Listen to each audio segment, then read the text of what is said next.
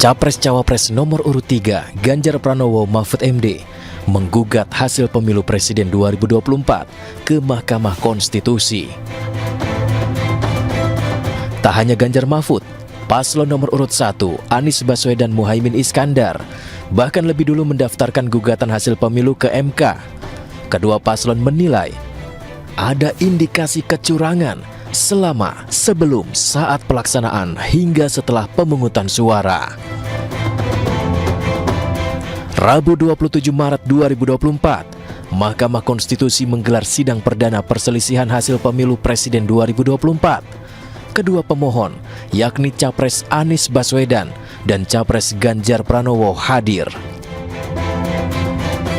Isi permohonan mereka hampir sama, di antaranya meminta kemenangan Prabowo Subianto Gibran Rakabuming Raka didiskualifikasi, kemudian memerintahkan KPU segera menggelar pemungutan suara ulang tanpa mengikutsertakan Prabowo Gibran.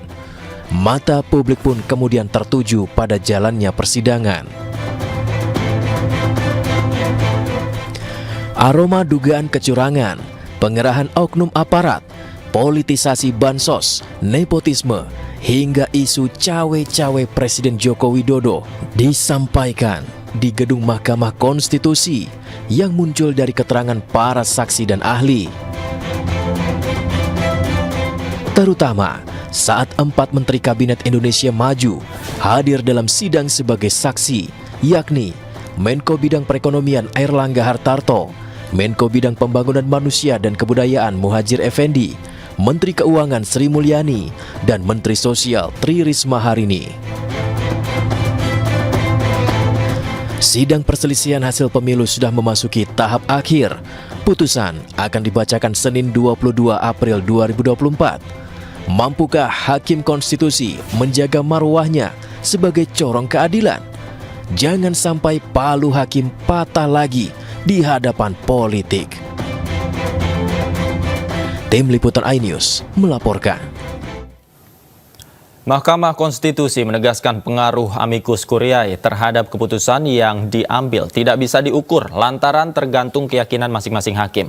Namun terlepas bisa atau tidaknya mempengaruhi hasil putusan MK, amicus curiae telah menjadi sejarah sekaligus fenomena menarik dalam PHPU tahun 2024.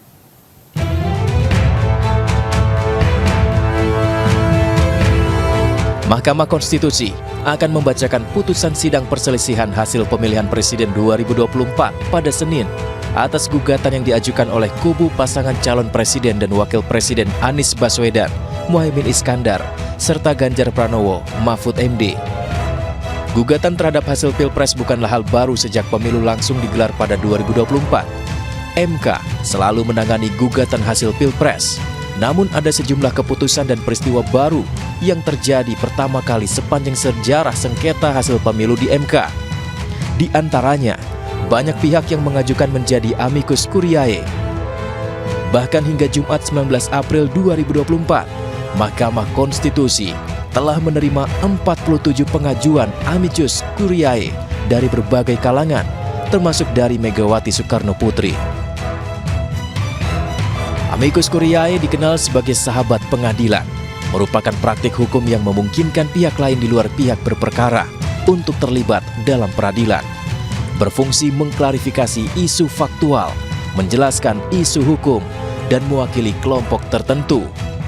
Tidak berhubungan dengan penggugat atau tergugat, namun memiliki kepentingan dalam suatu kasus. Sementara itu, juru bicara Mahkamah Konstitusi Fajar Laksono mengatakan, amicus curiae belum tentu dibacakan saat sidang putusan karena tidak ada di peraturannya. Fajar juga menegaskan berpengaruh amicus curiae terhadap keputusan yang diambil tidak bisa diukur lantaran tergantung keyakinan hakim. Nggak ada aturan yang harus dibacakan gitu kan. Makanya saya bilang kemarin amicus curiae itu bisa saja dipertimbangkan. Dipertimbangkan itu bisa sebagian atau seluruhnya, atau mungkin juga tidak dipertimbangkan, kan begitu. Bergantung pada masing-masing hakim konstitusi. Oh ini oke, oh ini relevan, ini enggak. Yang memberikan penilaian hukum, yang memosisikan amicus curiae itu seperti apa, itu ke keyakinan masing-masing hakim. Jadi nggak ada keharusan untuk membacakan atau memperlakukan seperti apa terhadap amikus curiae.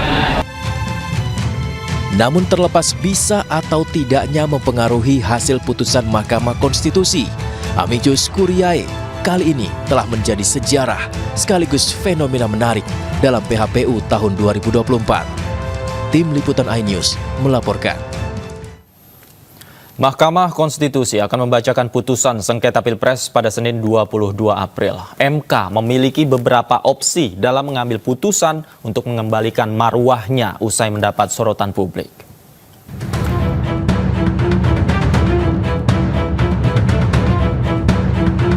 Senin 22 April 2024, Mahkamah Konstitusi akan membacakan putusan perkara sengketa Pilpres 2024.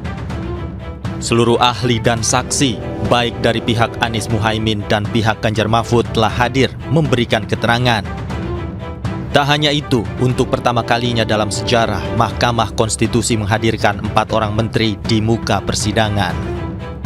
Mereka adalah Menko PMK Muhadjir Effendi, Menko Perekonomian Erlangga Hartarto, Menteri Keuangan Sri Mulyani, dan Menteri Sosial Tri Risma Harini.